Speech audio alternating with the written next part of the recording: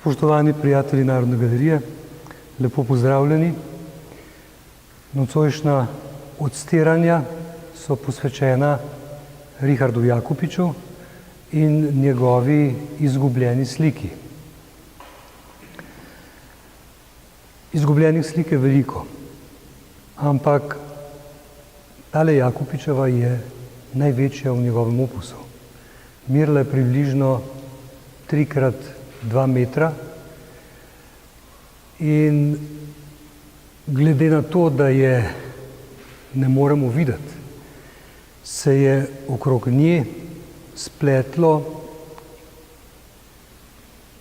veliko število različnih zgodb. Jakopič je to sliko pripravil za zelo pomemben dogodek, za otvoritev svojega paviljona. To je bila sicer kolektivna razstava, razstavljali so takrat skoraj vsi slovenski umetniki, ki so kaj veljali leta 1909, 12. junija, tako da smo zdaj blizu obletnice. Ampak Jakopič je s to svojo podobo res želel napraviti vtis in pokazati svoje umetniško prvenstvo med slovenskimi umetniki. Narodna galerija je pred 2 letoma končno uspela odkupiti Jakopičevo risarsko zapuščino. Več kot 1500 risb je prišlo v našo zbirko in pripravljamo tudi njihovo predstavitev na neki obsežnejši razstavi.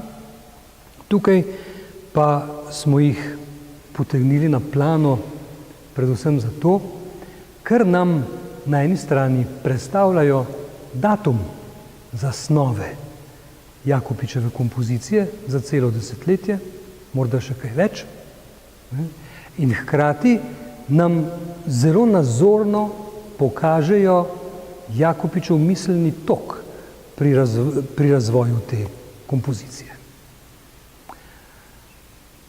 Jakopič je sliko preprosto naslovil Evangelij po Marku 1/8. Nanaša se na vrstico, v kateri Janez Krstnik napove, da pride za njim pomembnejši prerok, ki bo krščeval s Svetim duhom in ne samo z vodo, tako kot Janez Krstnik.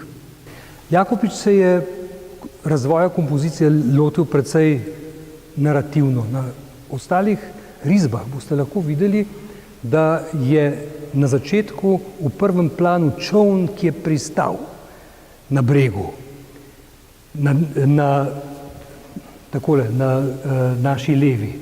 Na desni strani vedno stoji figura Janeza Krstnika in potem za njim Kristusova figura. Seveda je to zaporedje oblik zelo težko povezati v neko logično pripoved o tem, kako se je Kristus pripeljal tja, Janez Krstnik ga je prepoznal in onemel v njegovi prikazni in izžarevajoči svetlobi. No, potem je Jakopič poskusil kompozicijo obrniti, tako da čoln prihaja iz prostora proti prednjemu planu, proti Janezu Krstniku. Tudi te kompozicije se ni oprijel in se je potem vrnil korak nazaj, kot je mogoče iz tega posnetka iz razstave 1909. leta, ki ga je verjetno napravil Fran Vesel, kronist našega umetniškega življenja takrat. Spet pustil Janeza Krstnika v prednjem planu in za njim je čoln s čolnarjem in Kristusovo figuro prav globoko v prostoru. In to je tisti trenutek razodetja, za katerega je pa Jakopič porabil učinkovanje svetlobe. Ta slikarski problem je Jakopič identificiral v Münchnu in ga je zelo lepo mogoče postaviti takrat v poznih 90. letih v münchensko secesijo in slike, ki jih je Jakopič takrat imel možnost videti. da risbe same datirajo tako zgodaj, čeprav niso datirane, lahko sklepamo po materialu. Namreč, nažalost, so Jakopičevi dediči izstrigli risbe iz njihovih kontekstov, iz beležnic, iz pol in tako naprej. Tako da zdaj poskušamo te celote približno rekonstruirati tako, da primerjamo material. Papir, barvo, največkrat je to na karo papirju, so te risbe po velikosti kvadratkov in jih postavljamo v skupine, tako da jih je mogoče razvrstiti potem tudi v nek kronološki red. No in potem o lepoti pravi pa še tole, ne?